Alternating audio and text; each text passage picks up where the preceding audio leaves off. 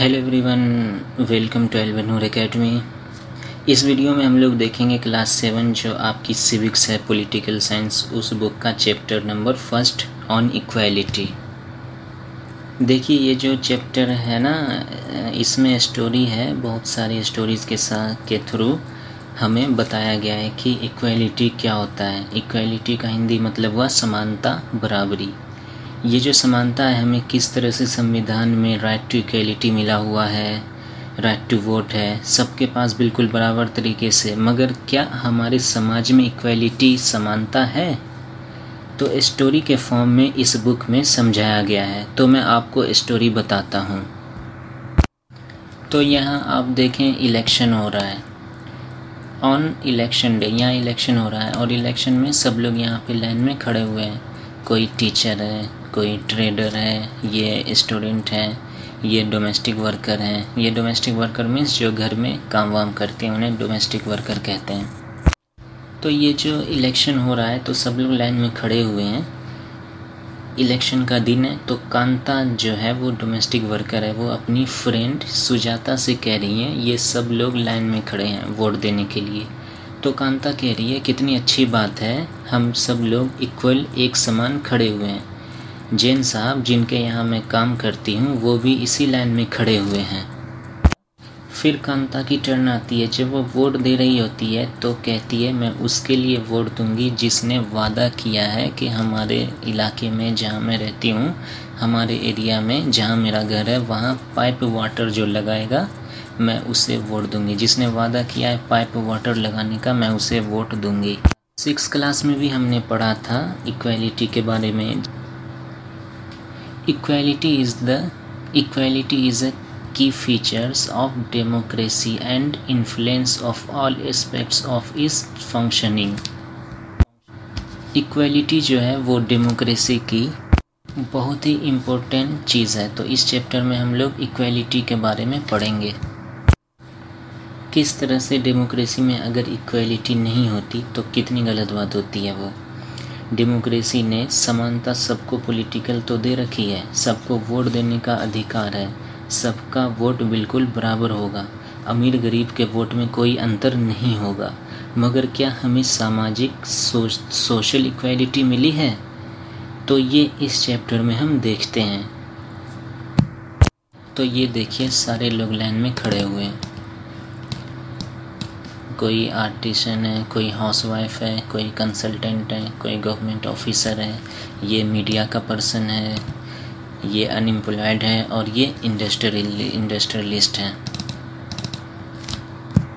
ये सब लोग एक ही लाइन में हैं वोट देने के लिए। ये सारे लोग एक ही लाइन में खड़े हुए हैं। फिर ये यहाँ कांता कह रही है साहब काम पे मिलते हैं। ये जो कांता की बेटी है गुड़िया, ये बहुत बीमार है तो उसको हॉस्पिटल लेकर जाना है, इसलिए कांता को काम करने के लिए अभी जाना पड़ेगा अपने साहब के घर, क्योंकि उनको एडवांस में पैसे चाहिए अपनी बच्ची के इलाज के लिए। यहाँ पे कांता कह रही है ये तुम बेटी गर्म पानी पी लो, इससे तुम्हें काफ़ी अच्छा लगेगा और शाम को हम लोग हॉस्पिटल चलेंगे। जब कांता बाहर निकलती है तो देखती है उसके इलाके में हर तरफ गंदगी फैली हुई है। तो वो सोचती है इतनी गंदगी है इसलिए गुड़िया बार बार बीमार पड़ जाती है। फिर वो काम कर रही होती है तो उसकी मालकिन कहती है थोड़ा अच्छे से काम करो और कॉर्नर को देख लेना। फिर एडवांस मांगती है तो वो कहती है अभी तो दे रहा हूँ लेकिन इसको आदत मत बना लेना। एडवांस मिलने के बाद हॉस्पिटल के लाइन में खड़ी होती है और खड़ी खड़ी सोच रही होती है कि जैन साहब वोट के लाइन में भले ही साथ खड़े थे मगर जब उनके बच्चे बीमार होते होंगे तब उन्हें कभी लाइन में खड़ा नहीं होना होता होगा, तब उन्हें कभी लाइन में खड़ा नहीं होना पड़ता होगा। इस स्टोरी में हमें पता लगता है कि वोट देने में हम सब बराबर हैं, वोट देने में हम सब बराबर हैं।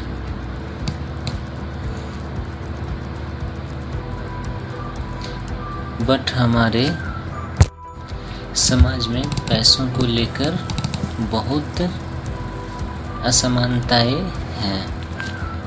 अब यहाँ पे आप देखें, इक्वल राइट टू वोट।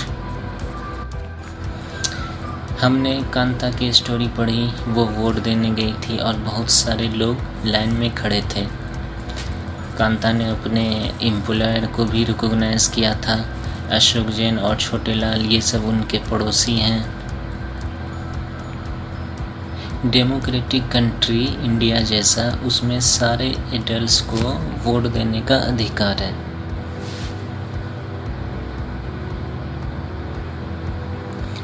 जितने भी बड़े लोग हैं, चाहे वो कोई भी धर्म के हों, चाहे वो पढ़े लिखे हों या ना हो, चाहे वो रिच हो या पुअर हो, हर किसी को वोट देने का अधिकार है। हमारे देश में हर किसी को वोट देने का अधिकार होता है एक स्पेसिफिक एज के बाद।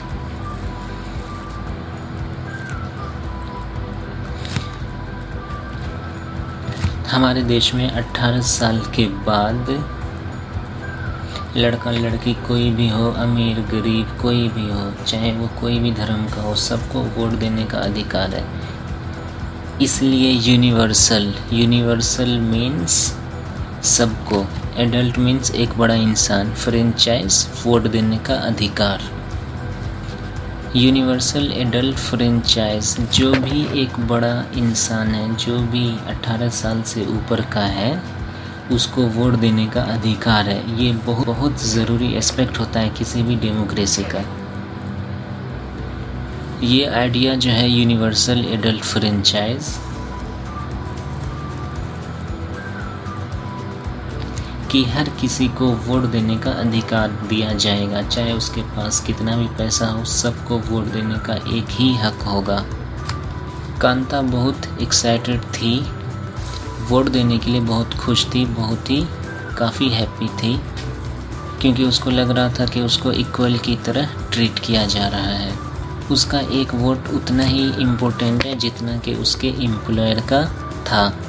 और कांता मॉर्निंग में बहुत खुश थी, लेकिन शाम में होते होते उसे पता लग गया कि इनइक्वालिटी क्या होती है, असमानता क्या होती है। उसने सोचा इक्वालिटी जो है उसको पॉलिटिकल तो मिला हुआ है, बट सोशल लाइफ में मालिया तौर पर वो बहुत ही कम है। तो किस बात से कांता अनश्योर थी, किस बात से उसको लग रहा था कि वो अनश्योर है? क्योंकि डे टू डे लाइफ में वो एक स्लम में रहती थी। स्लम के पीछे जो एक ड्रेन है उसमें गंदा पानी रहता है, जिससे उसकी बेटी बीमार पड़ जाती है। फिर वो छुट्टी नहीं ले पाती क्योंकि उसको एम्प्लॉयर से पैसे लेने होते हैं, तभी वो डॉक्टर के पास जा पाती है और उसको लंबी लाइन में खड़ा होना पड़ता है। और ये लाइन ऐसी नहीं थी कि जिसमें सारे लोग अमीर गरीब सब थे, लेकिन ये हॉस्पिटल की लाइन में सब गरीब लोग ही थे, क्योंकि वो एक गवर्नमेंट हॉस्पिटल था। तो इसमें हम देख रहे हैं यहाँ पे अदर काइंड ऑफ इक्वालिटी। और भी बहुत टाइप की इक्वालिटी होती है। Kanta is one of many people who live in democratic India. Kanta बहुत सारे लोगों में से एक है जो हमारे डेमोक्रेटिक इंडिया में रहते हैं। उसकी कंडीशन बहुत ज़्यादा ख़राब है, उसके रहने की कंडीशन बहुत ज़्यादा ख़राब है, फिर भी उसके पास राइट टू वोट है। अपार्ट फ्रॉम बीइंग पुअर होने के अलावा और भी एक्सपीरियंस होते हैं इनइक्वालिटी के। एक तो असमानता का हम लोगों को एक्सपीरियंस मिल गया है इस चैप्टर में, तो हमें इसमें मिल गया। और कोई लोग अमीर भी होते हैं। तो देखो बच्चों, इनइक्वालिटी, तो देखो बच्चों, जाति जो है हमेशा इनइक्वालिटी फैलाती है। SC ST OBC इनको नीचा समझा जाता है। तो इसमें देखा आपने बहुत तरह की इनइक्वालिटी होती है। कास्ट के आधार पर इनइक्वालिटी होती है, रिलीजन के आधार पर इनइक्वालिटी होती है। तो हम और आगे अलग अलग टाइप के इनइक्वालिटी के बारे में देखेंगे। ये देखिए मैट्रिमोनियल, जो शादी के लिए ऐड होते हैं। तो देखिए इसमें क्या लिखा हुआ है, पढ़े लिखे लोग चाहिए, लंबी लड़की चाहिए और तमिल ब्राह्मण ही होना चाहिए। SC ST में एक्सक्यूज डला है, SC ST नहीं चाहिए।